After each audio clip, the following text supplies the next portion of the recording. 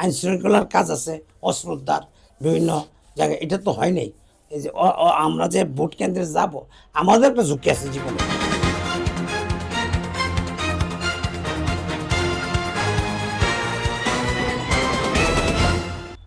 আচ্ছা, এই সামনে আমাদের নির্বাচন 12ই ফেব্রুয়ারি, বেশি দিন সময় নেই।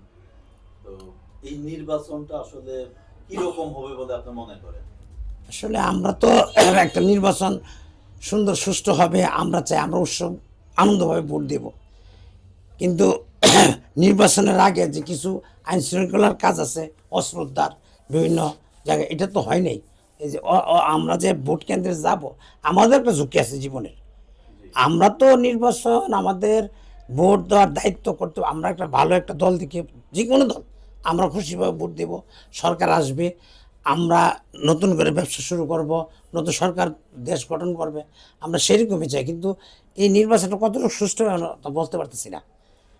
আপনি যেটা বলছেন যে অবৈধ অস্ত্রগুলি আসলে নির্বাচনের আগে যেভাবে উদ্ধার করে আমাদেরকে ঝুঁকিমুক্ত রাখা দরকার ছিল সেরকম ভাবে হয় নাই।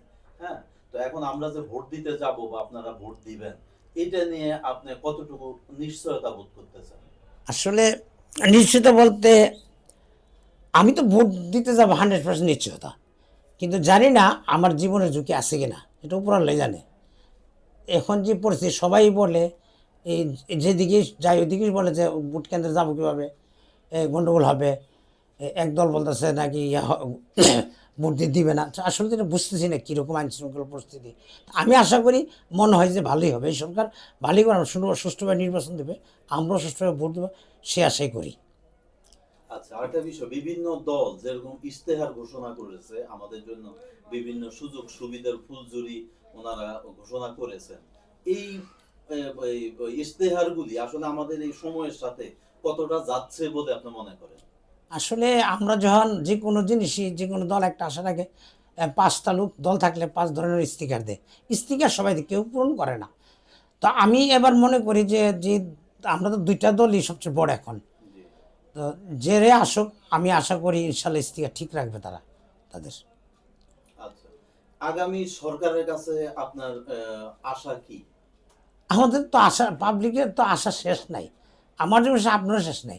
আমরা চাই দেশটা সুন্দরভাবে চলুক, আমাদের ব্যবসা বাণিজ্য ভালো হোক, বাইরের সাথে রিয়াজি হোক, বিভিন্ন দেশের সাথে যা হইতেছে, পার্শ্ববর্তী দেশ যারা আছে তারা আর হুমকি দুমকি যে দিচ্ছে, এগুলো তো আমরা শুনতেছি। আমরা ভয় না করে আমরা আসলে সামনের দিকে এগিয়ে যাব, আমাদের দেশ কীভাবে উন্নত হবে, আমরা কীভাবে ব্যবসা বাণিজ্য করবো, এভাবে চলার চেষ্টা করবো ইনশাল্লাহ।